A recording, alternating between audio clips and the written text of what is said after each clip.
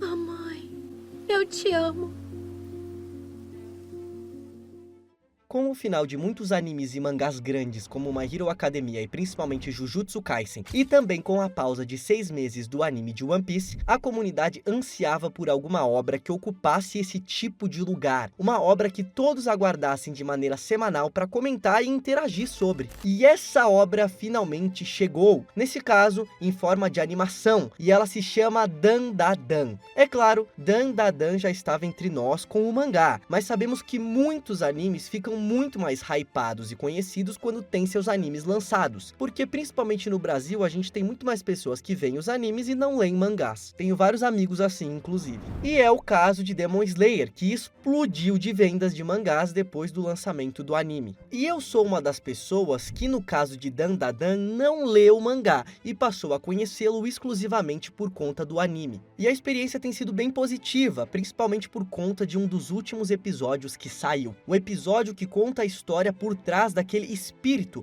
daquela maldição mulher que anseia desesperadamente por alguém para chamar de filha. E esse foi o momento em que Dandadan deu um tapa na cara de todo mundo e gritou pro mundo todo que tem maestria em trabalhar com elementos mais dramáticos se quiser também. Mas vamos começar do começo. Dandadan tem uma clara e forte influência vinda da obra Mob Psycho 100. Toda a estranheza dos temas de aliens e espíritos, toda a questão dos espíritos fazerem coisas bizarras como roubar o pau de um dos personagens e a utilização de um ridículo de maneira bem exagerada. A diferença fica na questão do fato de Dandadan se permitir ser bem mais porra louca, por assim dizer, com diálogos bem mais soltos que se utilizam de muitas gírias e termos que conhecemos do dia a dia. É aquele tipo de anime que a gente vê de maneira leve, sem compromisso, esperando dar boas risadas e esquecer dele logo nos próximos dias e partir pro próximo anime. Mas não é isso que acontece, de maneira alguma, porque Dandadan sabe utilizar da sua bizarrice e de seus momentos engraçados para nos fazer sentir as emoções em alta intensidade. E isso acontece principalmente dentro da relação de seus dois protagonistas, Kenta Kakura, chamado de Okarun, e a Momo Ayase. Momo pra mim é uma personagem interessantíssima, é aquela personagem que em outras obras com certeza seria apresentada como uma patricinha, ou uma garota um tanto mais contida, que fica mais interagindo dentro de seu próprio círculo social, que todos os garotos acham bem bonita e acabou. Mas em Dandadan é bem diferente. Momo é uma personagem que tem uma personalidade muito forte. Se ela tá entediada com algo, ela vai atrás de outra coisa. Se alguém a desafia, ela não deixa quieto. E claro, tem um certo senso de justiça, que é inclusive o que faz ela interagir com o Okarun pela primeira vez. Tem uns moleques fazendo bullying com ele, enchendo o saco, e ela vai lá protegê-lo. Eu diria que Momo é uma personagem muito real, por assim dizer. Por mais doido que seja falar isso de uma personagem que está numa obra maluca como Dandadan. Eu realmente consigo enxergar uma adolescente nela, no jeito de falar, de agir, de pensar, e eu tenho certeza que muito do público que ela conquistou foi por esse fato, porque todos já estavam cansados de animes que tinham um certo contexto de colegial e os personagens agiam de um jeito tão estereotipado que não tinha identificação, principalmente por parte do público que é realmente adolescente, mais do que aqueles que já passaram pela adolescência. Claro, a questão do linguajar ajuda muito, porque vamos ser sinceros, adolescentes falam daquele jeito pra pior.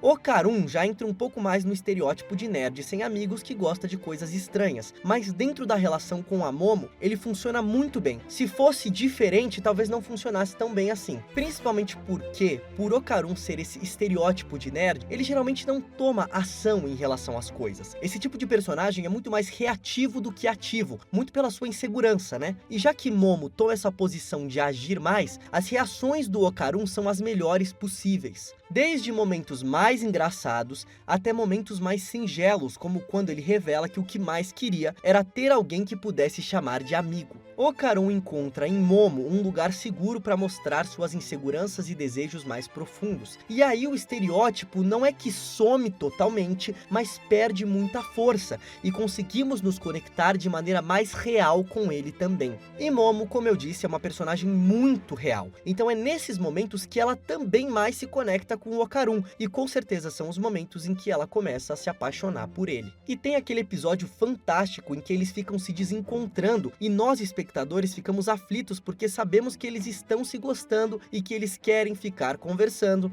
mas não conseguem simplesmente porque eles não se encontram e começam a achar que um tá ignorando o outro. É uma coisa meio rápida, mas fortalece mais ainda a nossa torcida por esse casal, já que o anime nos dá muito disso e nós pedimos por mais. E aí do nada, meio que isso acaba por um tempo. É a maestria do anime de saber que nos conquistou e arriscar esse movimento, já que do contrário, se tivéssemos cagando para um só dos protagonistas que fosse, isso já não iria funcionar. E também a ideia de usar um inimigo em comum, mesmo que um simples e que alguns diriam até bobo nesse episódio, né? Como foi quando aquela menina de cabelo rosa começa a se aproximar do Okarun e a Momo vai e joga uma tigela em cima dela. Isso é muito satisfatório. E assim a história vai seguindo e os problemas vão surgindo meio que de uma maneira que é abrupta, como quando do nada as bolas do Okarun somem e a gente descobre que a velha Turbo conseguiu fazer isso antes de ser derrotada. Não houve nenhum indício disso em nenhum momento e ela simplesmente falou do nada lá que isso tinha acontecido. Não é algo que incomoda nem um pouco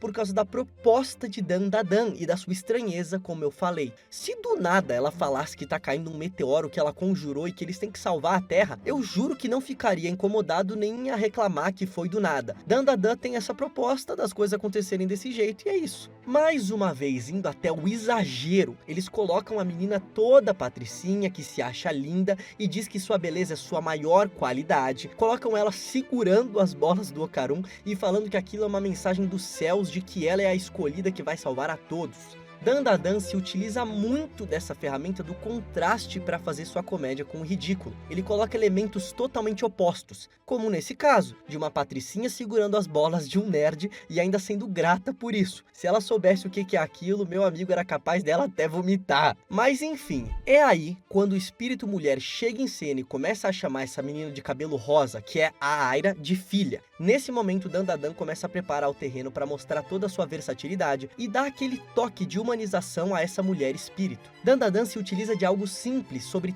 todos nós, sobre eu e sobre você que está assistindo esse vídeo. Nós dois e todas as pessoas têm desejos, inseguranças e angústias. Tudo que nós fazemos por algum motivo, tem alguma intenção, até alguma coisa mais simples, tipo ir lá pegar uma água na geladeira. Você está indo fazer isso porque você está com sede. E aquela mulher espírito já foi um ser humano. Então é claro que ela tem desejos e vontades também. Mas a questão é que como o anime é de total zoeira, a gente meio que não espera isso. Nós esperamos que não vai ter um aprofundamento, que ela vai ser mais uma vilã qualquer que simplesmente enlouqueceu, tá chamando a menina que ela nem conhece de filha, vai nos gerar umas boas risadas e acabou. Mas não é o que acontece. E aqui eu quero fazer um paralelo bem legal, porque essa situação é muito parecida com o Oda, criador de One Piece, calando a boca de todo mundo ao mostrar o passado do Sr. Pink em Dressrosa. Pode ser que você não conheça One Piece, então eu vou explicar rapidamente. Oda já foi bastante criticado por alguns dos visuais dos seus personagens, falando que era meio sem ter a ver com a história,